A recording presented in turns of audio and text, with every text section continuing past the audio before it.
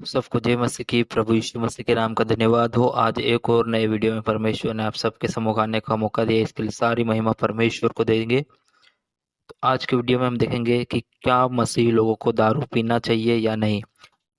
बहुत सारे लोग अलग अलग बातें करते हैं, लेकिन हम बाइबल से देखेंगे कि परमेश्वर का वचन क्या कहता है। लेकिन बाइबल में जो शब्द है वो दारू तो नहीं लिखा, लेकिन वहां पर दाख मधु के रूप में लिखा गया है। लेकिन बहुत सारे लोग बोलते हैं कि ये जो दाख मधु है वो दारू नहीं, कुछ और चीज है। लेकिन हम गूगल पर चेक करेंगे कि दाख मधु का अर्थ हिंदी में क्या होता है।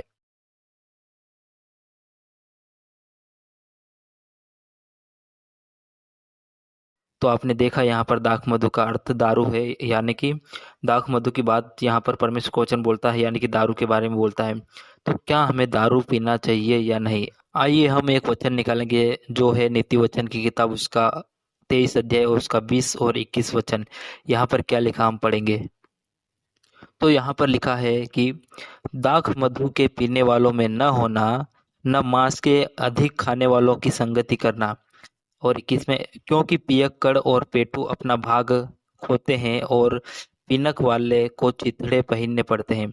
तो यहाँ पर हमने पढ़ा कि दाख मधु के पीने वालों में न होना। परमेश्वर का वचन हमें आज्ञा देता है कि हमें जो दाख मधु पीते हैं, जो दारू पीते हैं, उनके इसमें उन लोगों की संगति में नहीं होना है, और जो अधिक मांस खाते हैं उनकी संगति में भी नहीं होना है। क्योंकि जो पियक्कड़ है और जो ज्यादा खाते हैं और ज्यादा पीते हैं उनको क्या है, चिथड़े पहनने पड़ते हैं। तो आपने यहाँ पर देखा कि हमें दाख मधु नहीं पीना। परमेश्वर की आज्ञा है हमारे जीवन के लिए कि हमें दाख मधु नहीं पीना है। आइए हम एक और वचन को देखेंगे। तो आइए हम निकालेंगे होशे की किताब, उसका 4 अध्याय और उसका 11 वचन, ताकि आपको और क्लियर हो जाए कि क्या हमें दारू पीना चाहिए या नहीं पीना चाहिए। परमेश्वर के वचन में, परमेश्वर के वचन को हम पढ़ेंगे होशे 4 का 11। यहाँ पर लिखा है, वेश्यागमन और दाख मधु और ताजा दाख मधु, ये तीनों बुद्धि को भ्रष्ट करते हैं। हमें क्यों नहीं पीना चाहिए दारू, क्योंकि ये जो दारू है और जो नया दारू है जो हाल ही में बना है, और जो वेश्यागमन है, ये तीनों चीजें क्या करती है, बुद्धि को भ्रष्ट करती है। अगर हम देखते हैं संसार में बहुत सारे लोग हैं जो दारू पीते हैं, उनको होश ही नहीं रहता क्या कर रहे हैं वो। ये एक ऐसी चीज है जो हमें क्या है, हमारे दिमाग काम नहीं करता जब दारू हम पीते हैं। तो क्या करते हैं, ये तीनों बुद्धि को भ्रष्ट करते हैं, इसलिए हमें दारू नहीं पीना चाहिए। आइए हम कुछ और वचनों को देखेंगे ताकि आपको क्लियर हो जाए। हम निकालेंगे नीति वचन की किताब, उसका 21 अध्याय और उसका 17 वचन। क्या लिखा वहां पर पढ़ेंगे। तो यहाँ पर लिखा है, जो राग रंग से प्रीति रखता है वह कंगाल हो जाता है, और जो दाख मधु पीने और तेल लगाने से प्रीति रखता है वह धनी नहीं होता है। तो हमने यहाँ पर देखा कि जो राग रंग यानी कि आनंद मनाता है, और तो वो जो प्रीति रखता है वो कंगाल हो जाता है।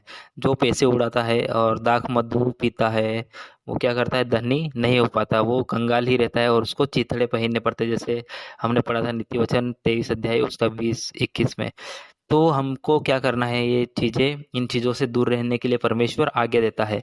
अगर हम इन चीजों से दूर रहेंगे तो ही हम परमेश्वर की नजर में धर्मी ठहरा जाएंगे। आइए एक और आखिरी वचन पढ़ेंगे और हम इस वीडियो को समाप्त करेंगे। हम पढ़ेंगे यहाँ पर नीति वचन 20 अध्याय और उसका 1 वचन। क्या लिखा, दाख मधु ठट्टा करने वाला और मदिरा हल्ला मचाने वाली है। यहाँ पर क्या लिखा, जो दाख मधु है वो क्या है, ठट्टा करने वाला है, और जो मदिरा है वो हल्ला मचाने वाली है।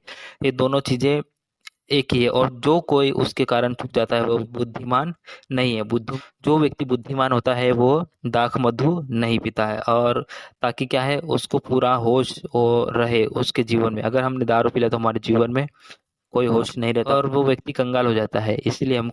आज इसलिए आज की वीडियो में हमने देखा कि हमें क्या है, शराब जो है वो नहीं पीना चाहिए। प्रभु यीशु मसीह आप सभी को आशीष दे।